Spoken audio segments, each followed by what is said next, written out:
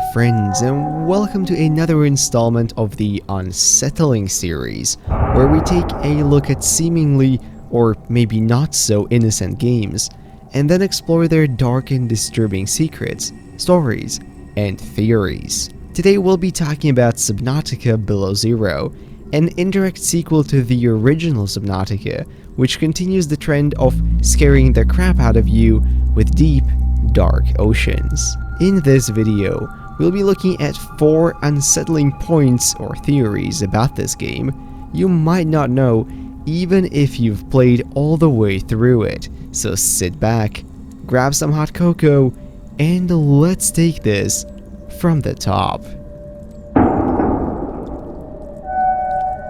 The Chelicerate is a very unique and most certainly terrifying leviathan found within several regions of Sector 0. In appearance, they resemble a shrimp perhaps, with an iconic beak composed of 4 large mandibles protruding from its head.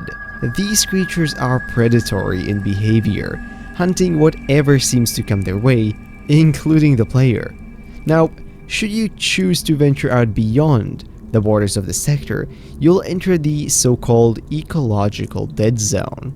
This is an area where the ocean floor rapidly drops, down to crushing depths you are not equipped to survive and explore.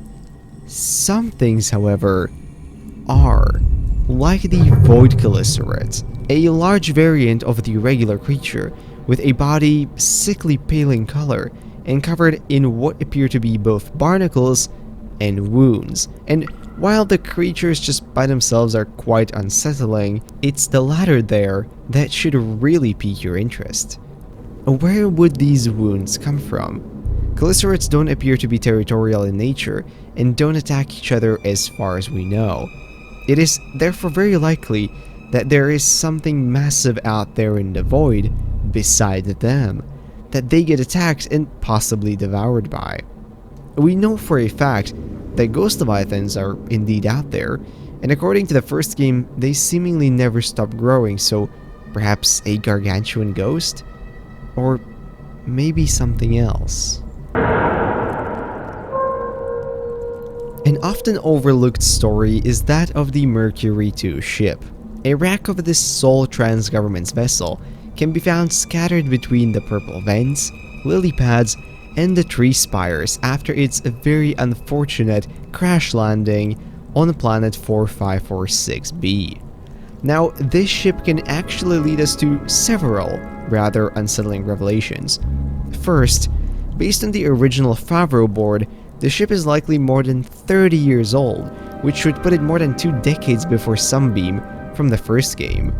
This likely means there have almost certainly been other ships from other trans governments which could have crashed here without us even knowing. After all, the majority of the planet is seemingly made up of the void. And second, what's really unfortunate is that Mercury is actually the only ship to have nearly avoided the planet as far as we know. When the quarantine enforcement platform first fired at them, they managed to fire flares and dump some water from their nuclear reactor, which seemingly confused the gun, and it just narrowly missed them. The impact, however, is still hard enough to where they need to land, and that truly sealed their fate. After a portion of the crew got sick with Kura, the rest decide to effectively leave them behind in a cave to either freeze or starve to death, after which they decide to leave, getting struck by the massive beam which tears a hole in the hull, sucking out some of the crew, and leaving the rest to crash right back down onto the planet. The few that survived the impact were then left to die, either of the elements or Kara. Truly a horrific fate. In the last episode of this series, I spoke about how Alterra is bad. Like, really bad. A terrible corporate entity with more blood on its interstellar hands than one could reasonably measure. And guess what? This game more than solidifies that. Not only do they effectively hide the true reason for Sam's death from Robin, they also put in motion the reason she chose to sabotage them in the first place. As it happens, Alterra wasn't just content with sightseeing the precursor structures of 4546b, and after discovering the body of the frozen Leviathan, they decided to harvest some of its bacterium and start experimenting and mutating it. Now that's bad on its own, but even worse when you consider that in Natural Selection 2, a game that shares Subnautica's universe, the massive conflict is caused by a mutated version of the Corabacterium. So it seems that despite Sam's efforts, sooner or later, Alterra was doomed to succeed. Marguerite Maida is a fascinating individual for many different reasons. Not only is she the longest standing survivor of planet 4546b, having lived on it for well over a decade, she freaking battled a Reaper with a jagged piece of metal and used it to sail across the void. It's actually the length of her survival though that we should focus on here. From the first game, we learned that Kara kills everything within a period of give or take 2 weeks, and until the Emperor is cured, the only way to temporarily increase that duration is by using the incomplete enzyme being carried around by peepers. The thing is, however, Marguerite does not have access to these while living in Sector 0, plus, the frozen Leviathan shows us Kara has no problem surviving the cold, so the question is, how is she alive? Is she truly the first of trillions to be immune? Or did she figure out a cure by sheer miracle? Whichever it is, at the end of the game, Alterra's efforts on the planet have been all but sabotaged, and Robin, the last person to know of Marguerite's existence, leaves with Alan.